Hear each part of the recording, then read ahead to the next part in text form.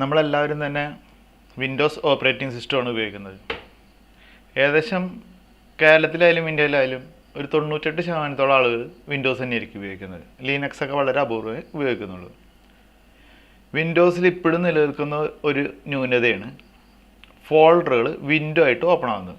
അത് പണ്ട് നമ്മൾ ഇൻ്റർനെറ്റ് എക്സ്പ്ലോററൊക്കെ ഓപ്പൺ ആക്കുന്ന സമയത്ത് ഒരു സൈറ്റ് എടുത്തു കഴിഞ്ഞാൽ അടുത്ത സൈറ്റ് എടുക്കുന്നെങ്കിൽ വീണ്ടും ഇൻ്റർനെറ്റ് എക്സ്പ്ലോറർ ഓപ്പൺ ആക്കി പുതിയ വിൻഡോയിലായിരിക്കും വരിക.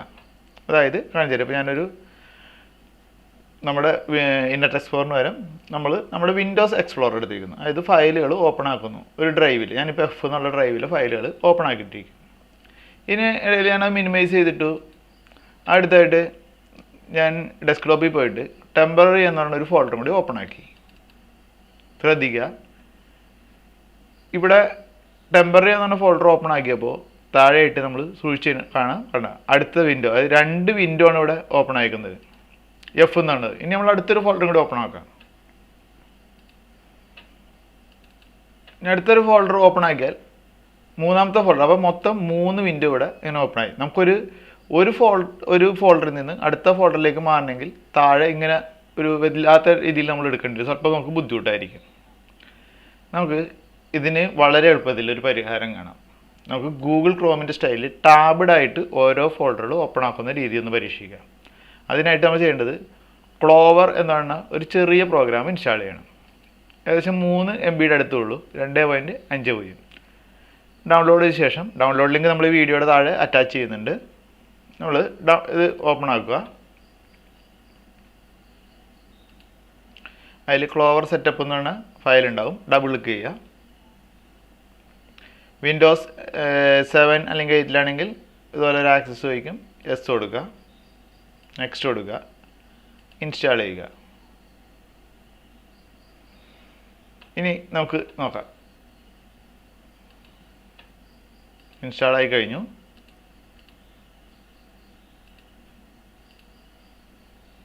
ഞാൻ ആദ്യമായിട്ട് ഒരു ഫോൾഡർ ഓപ്പൺ ആക്കിയാണ്. ടെമ്പററി എന്നുള്ള ഫയൽ ഞാൻ ഓപ്പൺ ആക്കി.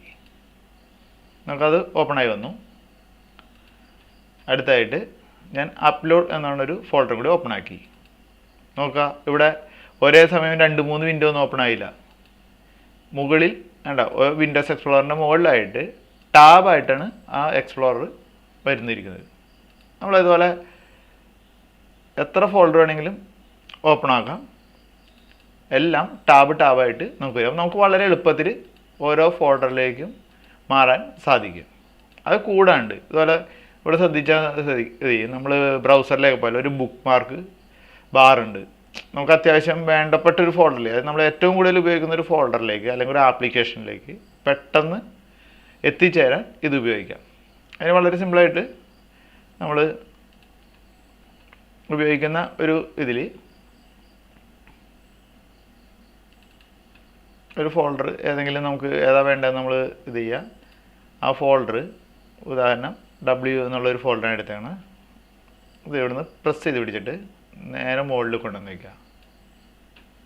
അത് ബുക്ക് മാർക്കായി കഴിഞ്ഞു. അല്ലെങ്കിൽ Ctrl+D എന്ന ഷോർട്ട് കട്ട് ഉപയോഗിച്ചിട്ടും നമുക്ക് ബുക്ക് മാർക്ക് ചെയ്യാം. അപ്പോൾ ഇതുപോലത്തെ ഒരു ആപ്ലിക്കേഷൻ ഉണ്ടെങ്കിലും ഈ പറഞ്ഞ പോലെ 98% വിൻഡോസ് യൂസേഴ്സിൽ ഒരു 97% ആളുകൾക്ക് പോലും ഇങ്ങനൊരു ആപ്ലിക്കേഷൻ ഉണ്ടെന്നുള്ള കാര്യം അറിയില്ല.